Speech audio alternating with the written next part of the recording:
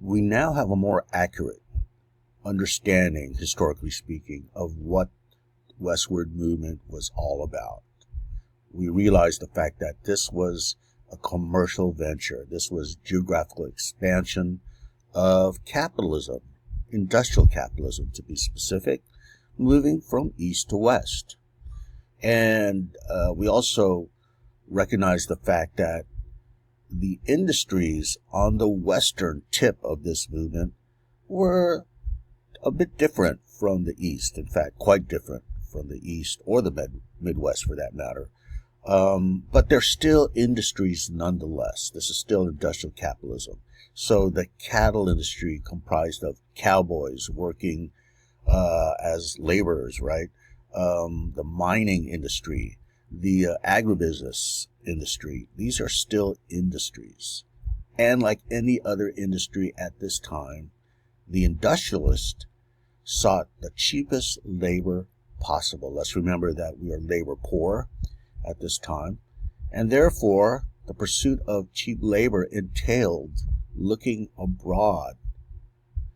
And by the way, this still applies today. You look abroad for the cheapest labor because it's cheaper for that industrialist to pay a foreign worker compared to an American worker. All right, now we also realize this, that are those industrialists in the West, are they going to seek the cheapest labor by going all the way to the east? No, they're not. They're already practically at the shores of the Pacific, right? So therefore they're going to cast their gaze westward, that is the Pacific. They're going to look at countries to the west as well as our neighbors to the south, I have to say. But when it came to the Chinese working on the railroad industry and the mining industry and agribusiness, well, much of that labor will be sought across the Pacific, specifically the China, and then later, and we'll discuss this, the Japanese and even Filipinos once they become our colonial subjects. Again, that's a topic for the future.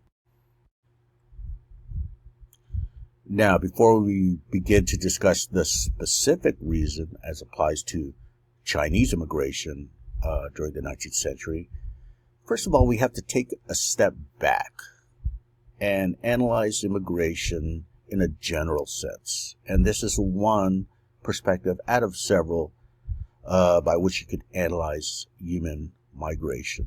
Okay, and that involves push factors versus pull factors. And even without looking at the slide here, if you imagine the terms push factors and pull factors, you probably have an idea of what those terms refer to. But again, looking at the slide, right, here's the definition.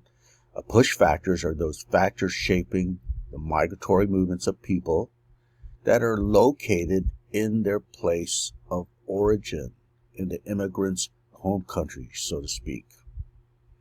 Okay, now this could involve a host of factors or reasons.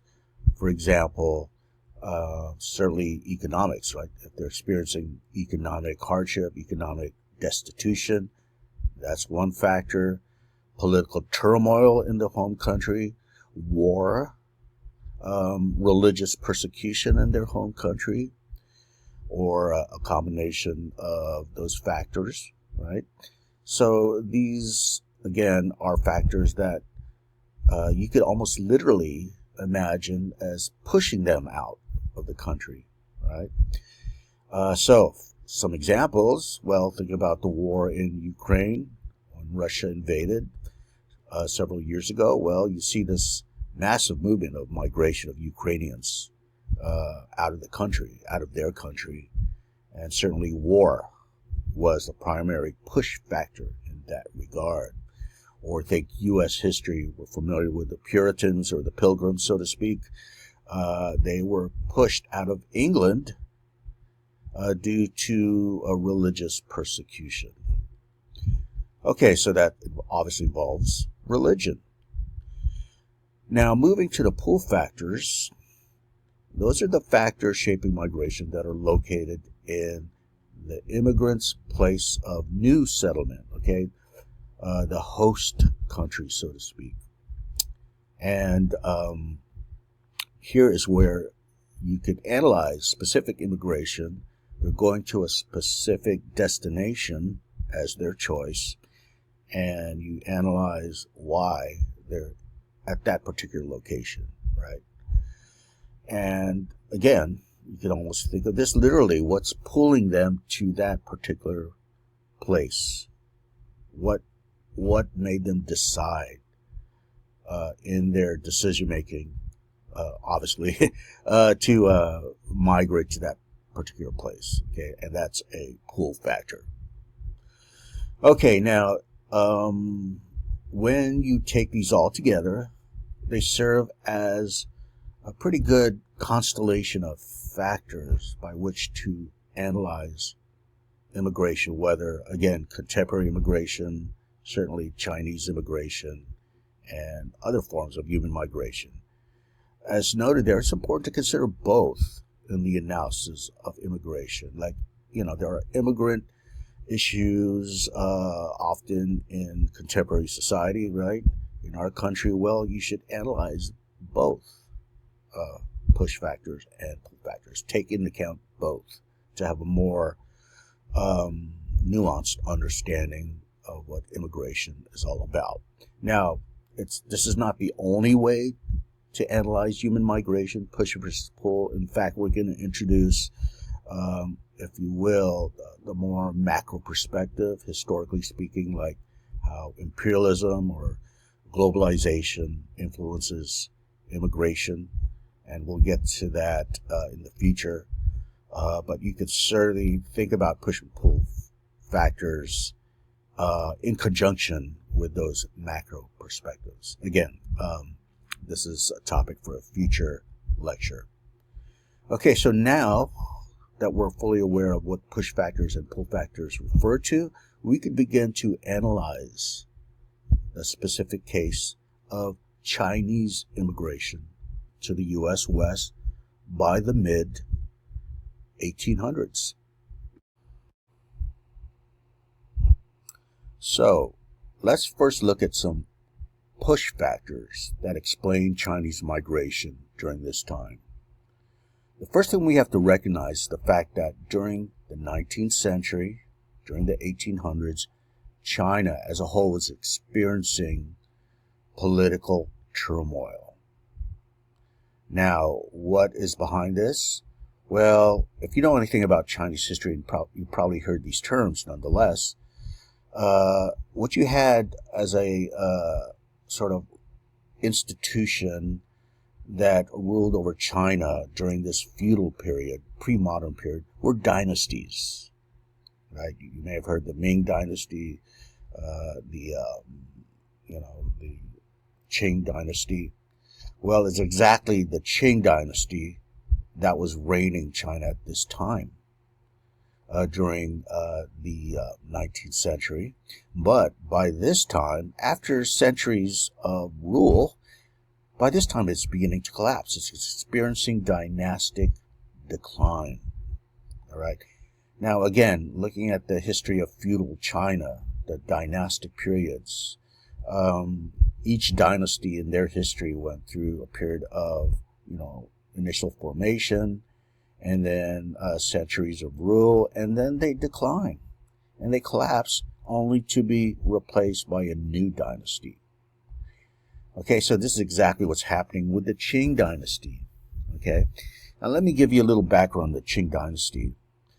The Qing and the Qing Emperor, they're actually not ethnic Chinese. Okay, ethnic Chinese, by the way, they refer to themselves as Han, the Han Chinese, H-A-N.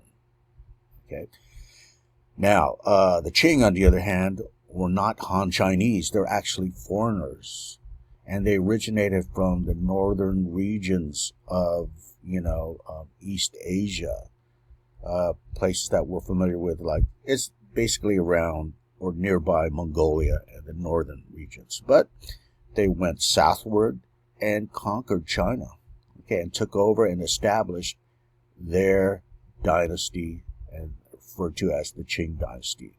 Again, spelled Qing, the Qing dynasty.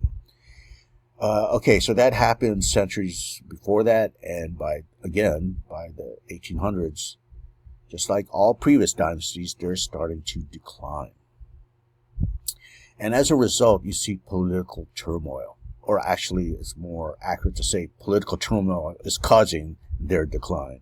Okay, so what you have here is political instability, wars happening, rebellions. You may have heard of the famous Taiping rebellion. And when I say rebellion, it's not just a small revolt, okay? This actually involves millions of people dying, okay?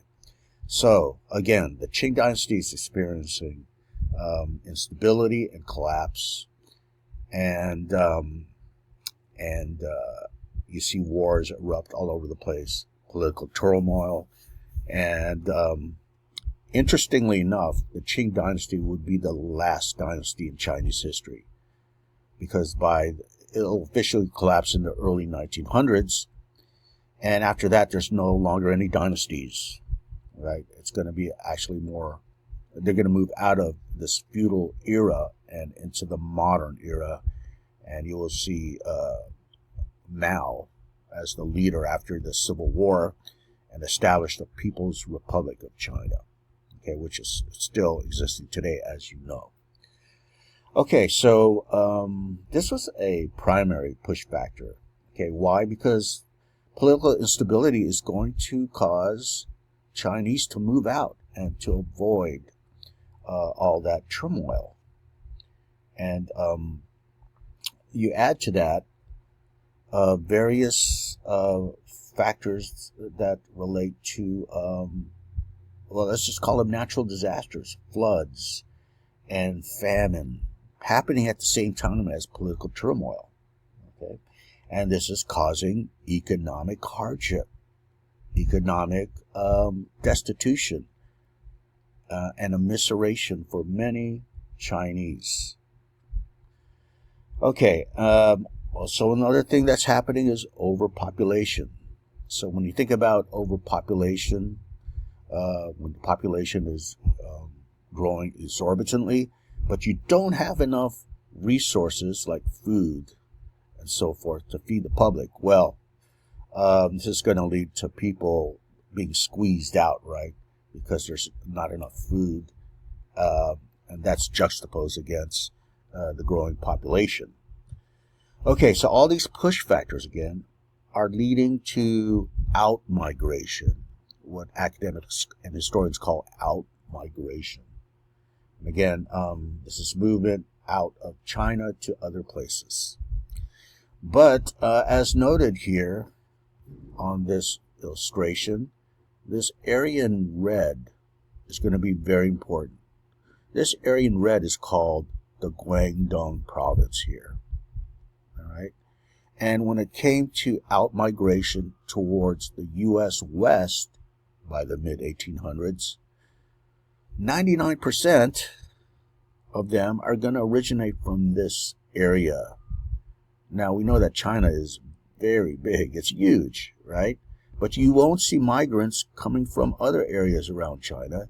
Rather, they'll be exclusively originating from this area, the Guangdong province. In the next slide, we'll discuss why this was the case.